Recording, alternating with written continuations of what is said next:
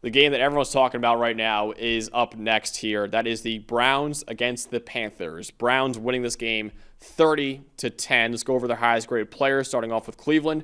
Their highest graded player was a rookie, not Shedeur Sanders, Carson Schwessinger, their second-round pick, the linebacker, 91.4 grade. Luke Floria, the wide receiver, another rookie actually, 90.9.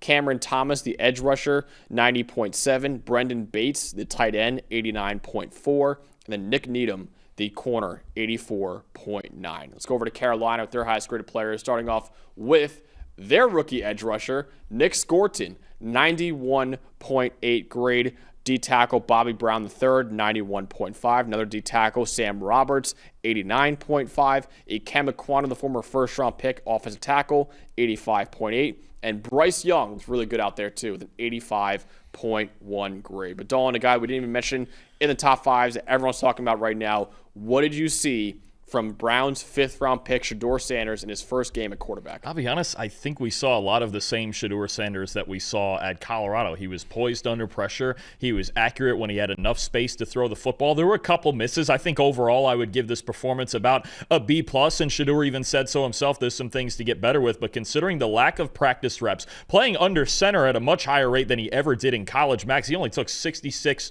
reps under center in his 4 years of college football, so I think getting used to that Kevin Stefanski's system, look comfortable in play action, 88.6 play action grade, 88.8 PFF grade against the blitz. I think those two things really shined for Sanders, and even the ability to improvise a little bit, even though he's not the best athlete. I just thought he managed the whole situation well, right? At no point did it look like, man, I haven't gotten many reps and he's speeding things up. The game never looked too fast for him. I thought it was just, for as much as we've watched him on the college show for the last couple years, I thought it looked like same old Shedeur. And obviously there's a couple misses, but two big-time throws, no turnover-worthy plays, just a clean performance from him. And Kevin Stefanski even said, look, the situations were valuable. He got a lot of reps this week. He's going to get a lot of reps next week. I think all of a sudden he's put himself at least in consideration for QB2 on this team, considering the injuries with Dylan Gabriel and Kenny Pickett and the way he played and managed this game. I'm curious to see if he gets at least some reps with some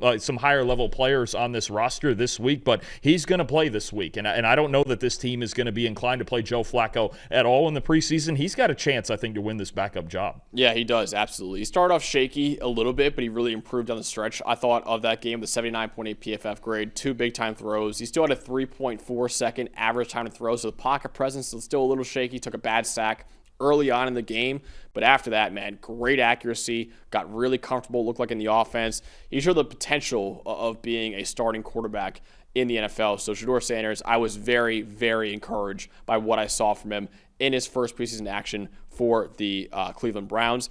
Nick Scorton looked really disruptive out there, too. The second-round pick for the Panthers, who I thought could have been a first-round pick, the edge rusher out of Texas A&M. 90.6 pass rush grade for him out there.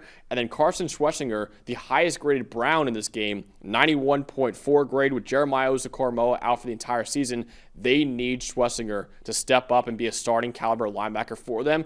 And at least in his first preseason game, he looked pretty good. Absolutely. I mean, I think you got a lot of great developments from this game, despite the score from both teams, right? When you look at, you mentioned the Browns and Schwessinger, they need linebackers in the worst way, especially with Jordan Hicks retiring recently. Schwessinger played 13 snaps, had 6 tackles and 4 stops. I mean, that's just a ridiculous night for such a short stint out there. Dylan Sampson, too, I thought had a couple of nice carries. He could be an important player with Quinshon Judkins' legal situation. Then on the other side, I think first and foremost, that was the same confident Bryce Young that we saw down the stretch last season. Yep. I think he's got total control of this offense. It was a terrific go route to Teteroa McMillan, which I think you're going to see a lot this year. McMillan also dropped a pass in the end zone that he should have caught, but Young throwing with anticipation, making plays outside of the pocket, just the overall confidence. And then a big thing I'm looking for with this Carolina team is the pass rush production. Bobby Brown was really good. Nick Scorton, like you mentioned, Princely Umanmielen had a solid night.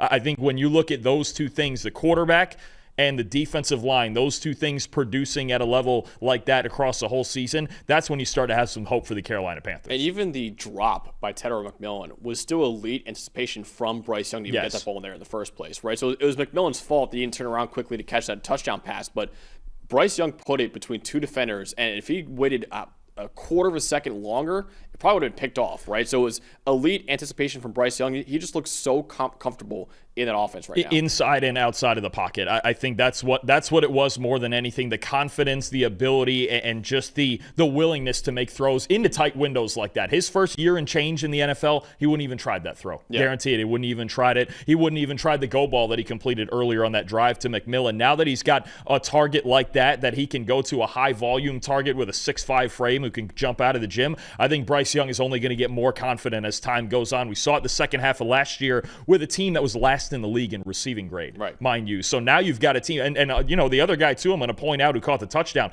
Jalen Coker, I think is getting better every week too. I really like the way Jalen Coker's developing. You have Adam Thielen. Young's got weapons to work with, and he keeps slinging it into tight windows and complete passes. You're hoping last year's first-round pick, Xavier Leggett, can develop a little more too. He got in a fight in that game. He throws a good right hook, but we need you on the field, Xavier. We need you out there. But that touchdown to Jalen Coker was also just Bryce Young so in command. We saw it time and time again at Alabama where he'd be redirecting receivers' routes mid-play. He did that on that play with Jalen Coker as he's rolling out to the right, directed him over to the left side of the field and made a perfect pass in the back of the end zone too. So yeah, Bryce Young, I'm really excited. I'm really encouraged for his year 3 in Carolina.